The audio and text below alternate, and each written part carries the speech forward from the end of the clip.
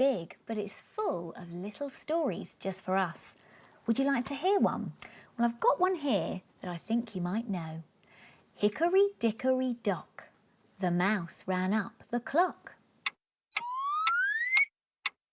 The clock struck 1, the mouse ran down. Hickory dickory dock, tick tock, tick tock. Time now for another story in Jackanory Jr. This is Jackanory Jr.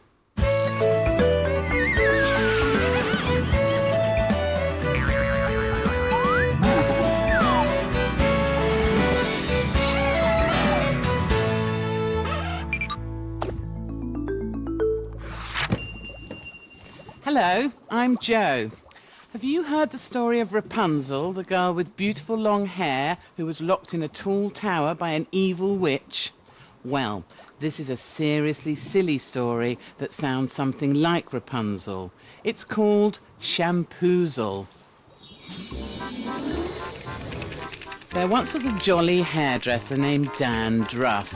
Dan loved hair. He loved the gleam of his many mirrors and the snippety snick of his sparkling silver scissors. Dan even sang about hair. Hair, hair, glorious hair, it spreads from your head nearly everywhere. It grows on your toes, even inside your nose. Hair, hair, hair, hair.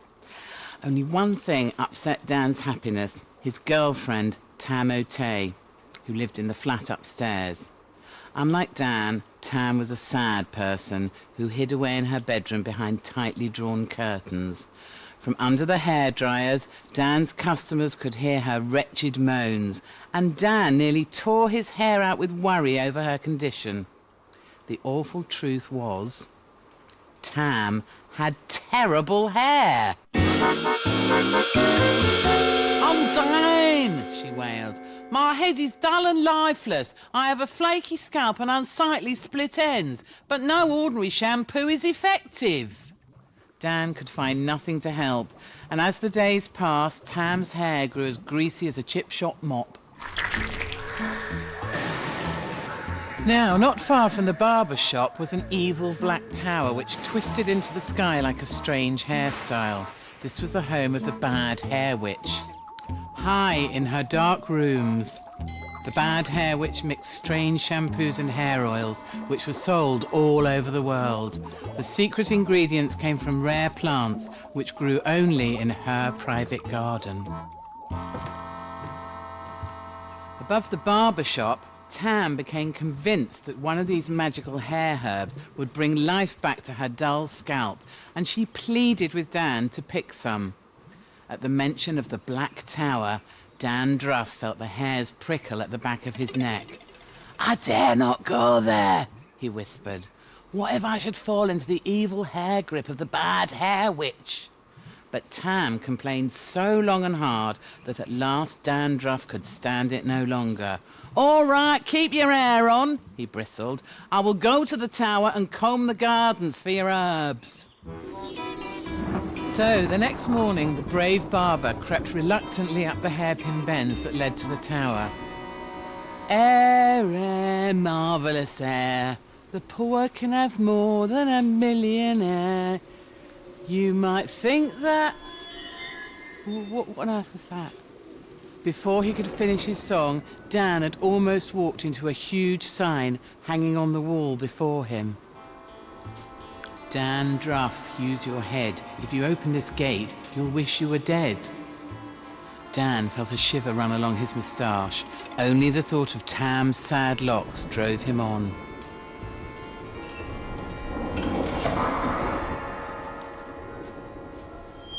Ignoring the sign, he scrambled into the bad hair witch's secret garden, where he found a second sign.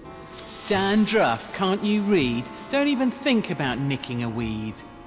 Poor Dan had never been in such a hairy situation, but he bent down and began to stuff his pockets with the herbs. Suddenly, before him stood the bad hair witch. "Dan Druff, you must be crazy. You'll pay for those plants with your very first baby." But I don't have a baby," stammered Dan. Well, let's not split hairs, snapped the witch. I will wait until your first child is born. Grabbing a last handful of herbs, Dan haired down the hill to the town. He found Tam in her bedroom, wearing a paper bag on her head, and he poured out the story of his terrifying brush with the bad hair witch. But Tam was barely listening. She seized the wonderful herbs, crushed them, and began to lather her scalp. Kapow! As if by magic, Tam's hair turned into a glorious mass of glossy curls. Tam was cured. She tore downstairs into the sunny shop, and as Dan shaved the bristly early morning customers, Tam happily set to work beside him, sweeping up the fallen curls and locks. That very week, Tam and Dan were married, and the whole town joined them in this glorious hymn. Hair, hair, magnificent hair, it grows on your chest like a big woolly nest. Hair, hair, hair! Before a year was out, the couple's happiness was complete. A beautiful baby daughter was born. And after much thought, they called her Shampoozel. But the bad hair witch had forgotten nothing. High in her tower, she worked day and night on her most amazing invention yet. Something all barbers dream of. A marvellous, magical, hair-growing lotion. All I need is a helpless, hairless baby to test my invention.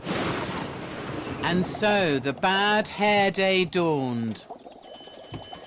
The bell in the little barber shop tinkled cruelly as the bad hair witch burst inside. Give me the child, she shrieked. Have you got an appointment? Said Tam. Let's see. I could fit you in Thursday. You don't understand, you fools. I need to test my new improved formula. Ultimate 2-in-1 hair-growing lotion. Leave Shampoozel alone, pleaded Tam. You cannot try out your hair-brained inventions on our child. Ignoring the tears of the unfortunate couple, the bad hair witch seized Shampoozel and carried her back to the tower. To make sure the precious child would never be taken from her, the bad hair witch bricked up the front door behind them. The days passed, and the bad hair witch grew to love the baby and looked after her as if she were her own. She would sing as she washed the infant's hair. No more tears, baby Shampoozel. My magic shampoo is very unusual. And day by day, as Shampoozel grew, her hair grew too, in great long golden tresses which tumbled across the floor, under the dog, round the back of the fridge, across the witch's table, and back upstairs again. Ha, ha, ha, cackled the bad hair witch. Look at all your beautiful golden hair. Sometimes hairy Shampoozel remembered her parents' little barber shop in the town far away. Now that their daughter had gone, Dan and Tam worked sadly and never sang any more, and so one by one, the customers went elsewhere. Many years passed, and as Shampoozel grew into a young woman, the bad hair witch taught her the secret art of the hairdresser. Wash your hair and keep it sweet. Lather, rinse, repeat. Rub and comb and keep it neat. Lather, rinse, repeat. Together, the bad hair witch and Shampoozel created new hair products which were more amazing than anyone could have dreamed of. They became so famous, in fact, that a young prince by the name of Garibaldi heard about them from his home in a distant land. The prince, although handsome and wealthy, was as bald as a billiard ball.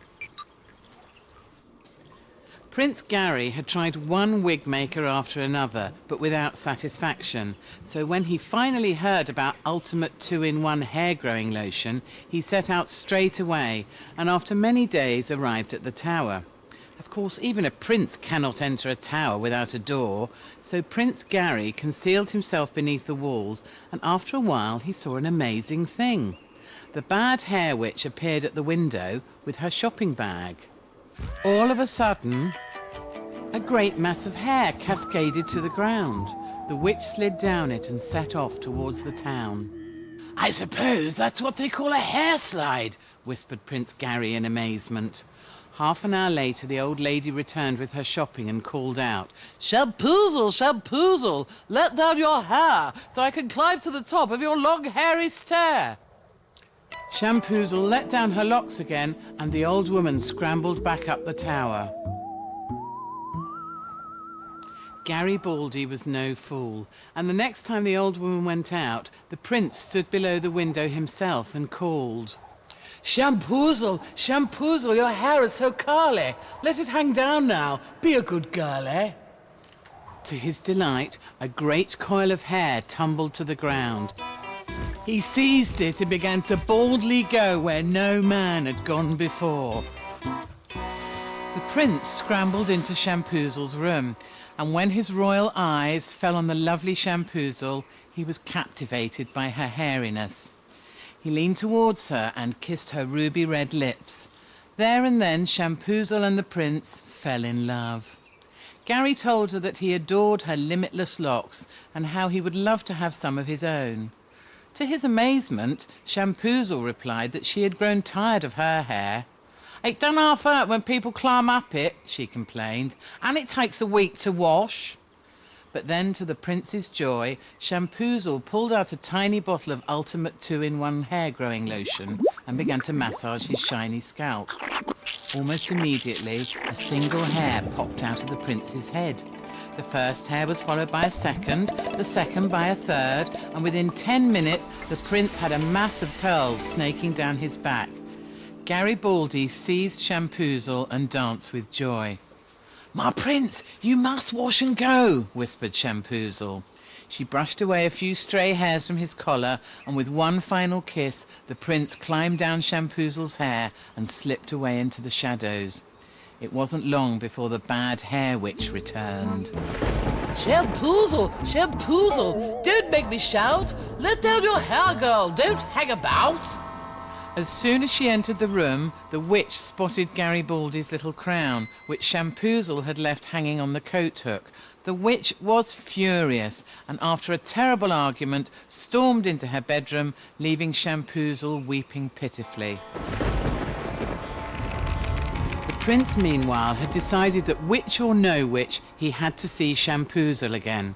He stood at the foot of the tower and whispered, "Shampoozel, Shampoozel, here is your prince. Throw down your pigtail. My hair needs a rinse." Immediately, a long lock of hair curled out of the window and tumbled to the ground. But just as the prince was about to climb up, he saw a figure sliding down. "Free!" It was Shampoozel. "I don't know why I didn't think of this before," she said. "All that stupid hair, I snipped it off and tied it to the bed. At last, we've escaped from the bad hair witch." "That was a close shave," replied Garibaldi. So Shampoozel and her hairy prince ran away to his castle. But she didn't forget her parents, Dan and Tam. Although they were rich, Shampoozel and Garibaldi liked to work in Dan's shop on Saturdays. Before long, the little barber shop was once again the busiest in the land.